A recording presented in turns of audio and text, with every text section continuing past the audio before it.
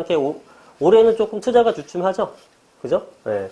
그래서 이제 그런 것도 있죠. 작년, 재작년 이제 막 오르니까 이제 더 이상 너무 단기간에 많이 오르지 않았네라는 의견도 있고, 올해가 17년인데 이제 18년부터 나타나는 그 우려되는 기사들이 나오는 거, 우려되는 의견들이 나오는 게 뭐가 있냐면은 이제 지금 올해는 17년도죠.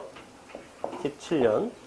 근데 내년에 이제 18년도가 되게 되면 2018년도가 되게 되면 한 세 가지로 걱정거리가 나옵니다. 첫 번째는 뭐냐면 공급이 과잉인 거. 그죠? 그 다음에 미국이 금리를 계속 올리려고 하고 있죠. 예, 그러면 우리나라도 따라 올라갈 수밖에 없기 때문에 금리 인상 있는 부분. 그 다음에 인구 감소. 그 다음에 뭐 가계부채. 예. 악재만 뽑은 겁니다, 지금. 예. 그러니까 2018년도에 나타나는 문제점이라고 부각되는 것들을 얘기를 하는 거예요. 예. 문제점만 뽑아낸 거고요. 이런 것들. 예. 악재죠. 그러니까 이게 얼마나 영향을 미칠 것인가. 이게 집약되는 게 2018년도다. 라고 이제 주장들을 하는 겁니다. 사실 여부는 내년에 가봐야 알겠죠. 근데 이제 공교롭게도 우리 10년 주기설이라는 얘기 들어보신 분도 있을 텐데, 2018년도가 아니라 2008년도에는 무슨 일이 있었나요? 네. 이때 글로벌 금융위기가 있었죠. 세계적인 금융위기가 있었고, 1998년도에 뭐가 있었나요? 네. 우리나라 이제 한국 금융위기라고 표현할게요. 한국의 금융위기가 있었죠. 네. 이런 것들. 그래서 10년 단위잖아요. 10년 단위. 그러니까 2018년도 왠지 뭔가 있을 것 같다. 라는 얘기를 합니다. 근데 좀 말이 안 되는 얘기긴 한데, 어쨌든 그런 얘기가 있고, 이런 것들 한번 잠깐만 살펴볼게요. 자, 공급 과잉 여부. 이 공급 과잉에 대해서는 사실은 틀린 말은 아니죠. 네, 공급 많이 했어요.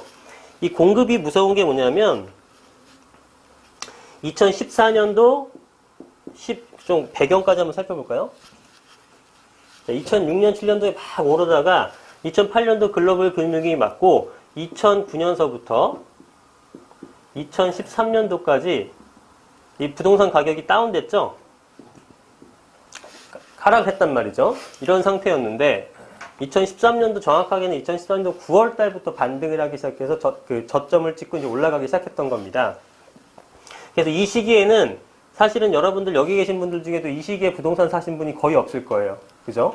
14년도, 15년도, 16년도에 웬만하면 샀는데 요때 하신 분들은 거의 없습니다. 한 5%도 안 돼요. 20명 정도 해야 뭐 한두 명 손댈까 말까거든요. 그러니까 이 시점에는 뭐냐면은 누구도 부동산을 사진 않았습니다. 굉장히 불안했던 시기였다라는 거죠. 네, 그래서 이 시점에는 당연히 살 사람이 없죠. 그러니까 뭐냐면은 여러분들 같은 이 수요자가 없죠. 수요자가 적을 수밖에 없기 때문에 공급량은 어떻게 됩니까? 공급을 늘리나요, 줄이나요? 줄이죠. 당연하죠. 수요가 없으니까 공급량도 줄어들게 되는 겁니다. 수요가 늘어나면 공급도 늘려나가는 거고.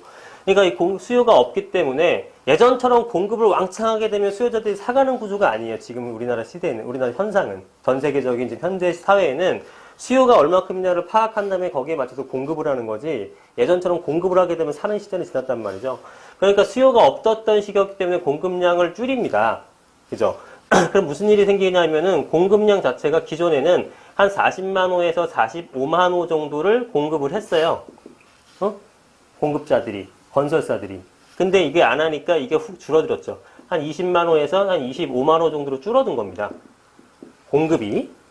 근데 자, 이렇게 공급이 줄어드니까 수요는, 그러니까 살 사람들은 없어요. 살 사람들은. 기존에 부동산에 있던 사람들은 어떻게 되는 거냐면 여러분 같이 기존의 부동산 시장에 있었던 사람들, 이 사람들은 매매냐 전세냐 해서 어떤 거 선택하나요?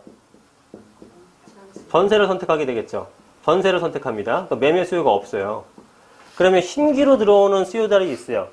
대표적으로 신혼부부들이 되겠죠. 그동안 부동산 시장에 관여가 없었다가 결혼하면서 집을 구해야 될 거 아니겠습니까? 그 사람들도 매매 중에 전세 중에 어떤 걸 선택해요? 전세를 선택하게 되겠죠. 그러니까 전세 물량이, 전세에 대한 수요가 급증할 수밖에 없죠. 그죠? 이 전세 수요가 급증할 수밖에 없는데 신규되는 공급량이 많게 되면은 이게 전세 수요를 흡수하겠죠. 근데 실제로 짓지도 않았어요. 그러니까 전세를 공급할 수 있는 전세 공급 물량은 없죠. 전세 공급, 신규 전세 공급 물량이 없어요. 전세 수요자들은 기존 수요자뿐만 아니라 신규 수요자까지 엄청나게 많죠. 이 상태가 접목이 되다 보니까 어떻게 되겠습니까? 어떻게 돼요? 전세가 폭등이죠. 전세 제공은 안 하는데 전세도 다 몰렸으니까. 그러니까 매매는 또 수요가 없잖아요. 그러니까 매매가는 어때요? 매매가는 움직임이 없죠. 매매가는 전혀 움직임이 없고 전세만 가격이 폭등하는 현상이 일어났던 게 요 시기란 말이죠. 그러면 2009년도, 10년도 쪽에는 이 당시에는 이 초기 당시에는 2010년도를 정도 기준하게 되면은 이때 매매가 대비한 전세가 비율이라고 표현하죠. 이 전세가 비율이 몇 % 정도였냐면은 50이 채 안 됐습니다. 네, 50% 전후 50% 미만이었어요. 지금은 어때요? 거의 80% 육박을 하고 있죠. 네. 근데 지금 이 전세가 비율이 2017년도 돼서 한 6, 7년 지난 현재 이 전세가 비율은 한 이제 80%까지 거의 육박을 하는 수준까지 왔다는 얘기입니다.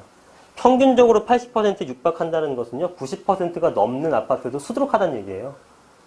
그죠? 그럼 여기서 전세가가 조금만 더 올라주게 되게 되면은 매매가는 치받아 올라갈 수밖에 없는 겁니다. 그래서 2013년이 아니라 이제 2014년도, 15년, 16년도까지 16년도 이제 정확하게 11월까지인데 11월 달에 멈춘 이유가 뭐냐면 113 대책이 나왔죠. 113 대책이 나오면서 사실은 이게 분양권을 잡아내는 정책이었잖아요. 내용 아시죠? 예, 분양권을 잡아내는 113 정책이 나오게 되면서 그동안의 가격 상승을 주도했던 게 뭐냐면 이 분양권이었어요. 분양가가 올라가니까 기존 아파트도 올라가는 형태였는데 얘를 확 잡아내니까 기존 아파트도 가격이 잘 올라가지 못했던 현상이 지금 현재 일어나고 있는 거죠. 그래서 이 기간 거의 한 만 3년이죠. 13년 하반기서부터 16년 하반기까지 만 3년 동안 폭등을 하게 됩니다. 그렇죠? 이때 가장 많이 성공한 투자법이 뭐냐면 갭 투자죠. 갭 투자. 많이 들어보셨죠? 네, 소액으로 전세를 안고 구입하는 것. 네. 월세를 안고 구입하는 것보다 전세를 안고 구입하게 되면은 예를 들어서 뭐 5억짜리를 산다. 우리 일반적으로 나오는 그 빌라 같은 게 갭 투자 많으니까 한 3억짜리를 산다. 그러면 전세는 얼마냐면은 2억 7천이에요. 그죠? 융자를 받게 되게 되면 어떻게 되냐면 3억짜리를 융자를 받게 되면 3, 6, 18, 1억 8천 정도 받겠죠? 네. 융자를 받게 되면은 1억 8천을 받을 수가 있습니다. 네, 보증금이 약 한 3천 정도라고 치죠. 그러면 2억 1천만 원이니까 얘는 내가 들어가는 실수요 비용이 실투금이 9천만 원이 되는 거예요. 그쵸? 월세 한 3천에 한 100만 원 정도 받는다고 치고 지금 이해 가세요? 이해 가세요? 네. 융자 1억 8천에 3천에 100만 원이면 2억 1천만 원을 빼고 3억 중에 2억 1천만 원 뺀 내 돈이 9천만 원이 들어가는 투자를 했단 말이죠. 월세 하시는 분들은. 그럼 100만 원씩 12달 받게 되니까 1200만 원 수익이 생기는 거고요. 그죠? 여기서 이제 요게 가격이 올라주면 플러스 이제 차익이 이제 플러스 알파가 되는 거죠.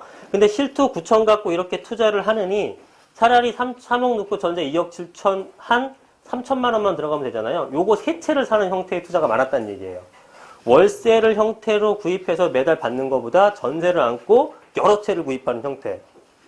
그러면은 1억에 세 채를 구입할 수 있잖아요. 그죠? 한 3억만 있으면 10채를 구입할 수 있는 겁니다.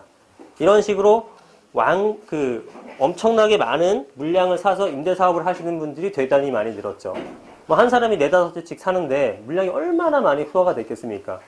그죠? 이 상태에서 지금 말씀드렸던 이 분위기가 이로 인해서 전세가는 계속 올라가고, 그죠? 이 상태에서 전세가가 올라가게 되면 매매가 당연히 올라가는 거죠. 매매가 3억이고 전세가 3억 3천인 거 보신 적 있어요? 보셨어요? 그런 건 없어요, 세상에. 세상에 그런 일은 존재하지 않습니다. 그러니까 전세가가 올라가면 매매가는 무조건 올라가는 거예요. 근데 전세가 비율이 이렇게 높으니까 갭 투자가 엄청나게 성공을 한 거죠.